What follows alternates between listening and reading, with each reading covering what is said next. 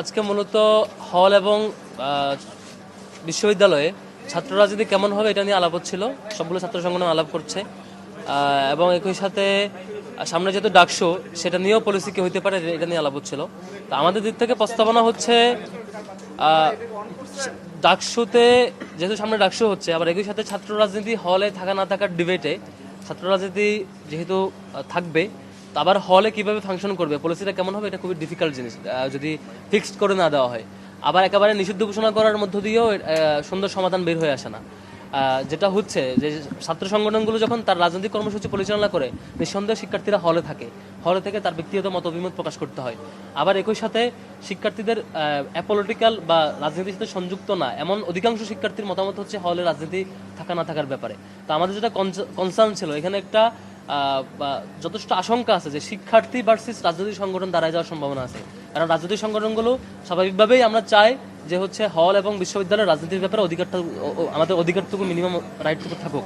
আবার যেহেতু বড় সংখ্যক শিক্ষার্থীরা হলের রাজনীতির ব্যাপারে দ্বিমত পোষণ করছেন এবং একটা সমাধান চাচ্ছেন, সেক্ষেত্রে একটার মুখোমুখি করে দেওয়াটা মানে উচিত না।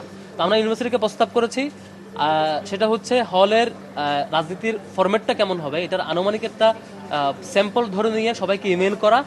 যেহেতু সবার একাডেমিক ইমেল আছে, ইমেল করে সবার যে অভিমত নেওয়া হবে এবং অভিমতটা কাউন্ট করা খুবই ইজি, অটোমেটিক কাউন্ট হয়ে যায়। যেহেতু একাডেমিক ইমেল আছে, সেই ইমেলে ক্লিক করে ইয়েস নো ভোটের ভিত্তিতে সবাই যাতে মতামতটা নেওয়া হয়, মতামতটা নিয়ে একটা সুনির্দিষ্ট অধিকাংশ মতামত যে ফ্রেমওয়ার্কের দেয় সেই ফ্রেমওয়ার্কটা পাস করে তাতে আমাদের জন্য অ্যাভেলেবল করে দেওয়া হয়। নয়তো আমরা যদি আজকে ইউনিভার্সিটি প্রশাসন হুট করে বলে যে হচ্ছে কমিটি দেওয়া যাবে, এটা যেমন শিক্ষার্থীদের জন্য, আবার শিক্ষার্থীরা নেগেটিভ কনসার্ন জানাতে পারে, আমাদের মুখোমুখি দাঁড়া যেতে পারে।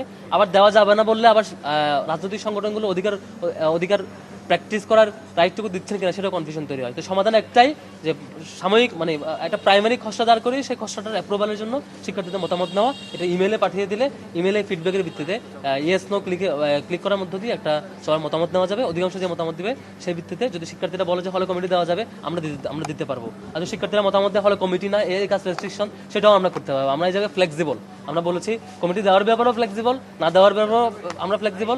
কাজ কতটুকু থাকবে না থাকবে সেটাও ওই শিক্ষার্থীদের মতামতের প্রতি আমরা রেসপেক্ট জানিয়ে আমরা আমাদের কাজ পরিচালনা করবো। আমরা জায়গায় কোনো রিজিড মতামত দিয়ে নেই, শিক্ষার্থীদের মতামত নেওয়ার ব্যাপারে আমরা মতামত দিয়েছি। দু একটা সংগঠন এরকম মতামত ব্যক্ত করে তারা বলেছে তারা থাকবে না, এটা নিয়ে আমরা আসলে বিচলিত নই, এটা খুবই স্বাভাবিক। আওয়ামী লীগের বিরুদ্ধে আওয়ামী লীগ যখন 2014 সালে বিনা নির্বাচনে 153টি আসন বিনা নির্বাচনে দখল করার মধ্য দিয়ে ক্ষমতায় আসছে, ছাত্রদল এবং শিবির যখন যৌথভাবে আন্দোলন পরিচালনার মধ্য দিয়ে সারা দেশে সেই আওয়ামী লীগকে ফেসিবাদ না হওয়ার জন্য, তাদের ক্ষমতা থেকে হটানোর জন্য আন্দোলন পরিচালনা করছিল, তখন এই নির্দিষ্ট গ্রুপটা আমাদের সেই আন্দোলনকে ক্রিমিনালাইজ করেছিল। তারা ক্রিমিনালাইজ করে এই আন্দোলনকে সন্ত্রাসী আন্দোলন আখ্যা দিয়ে 14 সালে আওয়ামী লীগকে এম্পাওয়ার করেছে এবং আওয়ামী লীগকে ফেসিবাদ হইতে লং টার্মে এম্পাওয়ার করেছিল।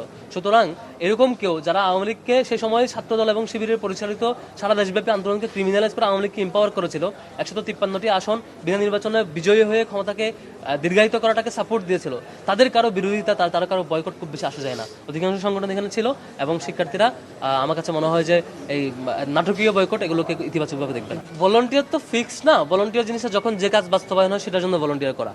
আপনি আজকে সাইকেল রেডি করবেন, বাস্তবায়নের জন্য ভলান্টিয়ার লাগবে, শিক্ষার্থীদেরকে রিসিভ করবে, টি শার্ট দেবে।